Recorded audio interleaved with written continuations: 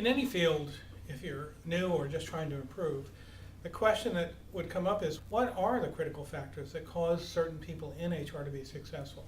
And the number one thing that causes HR people to be successful has nothing to do with HR. It's business acumen or business knowledge. So when people ask me what should I do, is I read business magazines, talk to people that run business functions like supply chain or manufacturing or productivity, and learn from them. Something that most people in HR don't do, but outside of HR they do, is what's called parallel benchmarking. So if we want to find out how to hire, we call other companies and say, how do you hire? Southwest Airlines is the leader in its field, and it wanted to improve the turnaround of its airplane. So a plane lands, you don't make any money sitting on the ground. The faster it takes off, the more money you make. So they called every other airline. They're the best. They had the shortest turnaround time. So you could give up. Most people would give up. They did something different. They said, maybe there are other complicated machines that come in quickly, have to get fixed, and leave that we can learn from. So someone says, well, yeah, Formula One. So Formula One cars come in and go out in 30 seconds, not 30 minutes. So they studied Formula One and other forms of racing, and they dramatically improved their turnaround time. So parallel benchmarking, don't look within HR. You might find a 1 or 2% change. If you want a 25% improvement, go outside, look in other industries or in other functions. Metrics are certainly the key to success. You can't survive in business without understanding how to measure things. You can't improve things without measurement. So you have to know metrics. That means,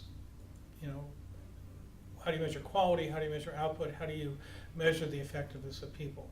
Next, root cause analysis. You should understand, you have to find out why things work. So let's say you have a great hiring process, you hire LeBron, but great. How do you repeat it? You have to know the root cause, or what caused it. Why does it work? So why does hugging people get them to work harder? And could you overhug them? Could you underhug them? And so root cause analysis is a critical component to have. Courage. I used to be the chief talent officer for Agilent, and I did some pretty bold things.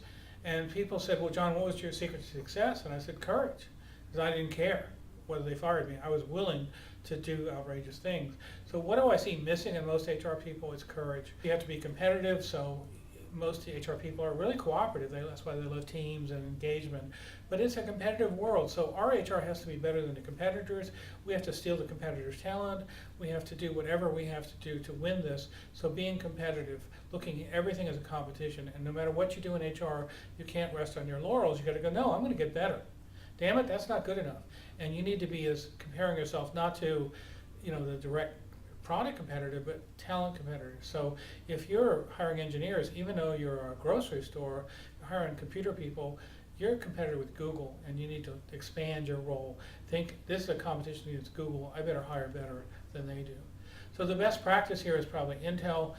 They use what they call database decision making. They have what they call constructive confrontation, which is, instead of letting problems lag, you have to have the courage to bring them up and to confront them. So what is the keys of being successful? Have courage, be bold, produce results, learn from other areas, learn rapidly, and you can do well.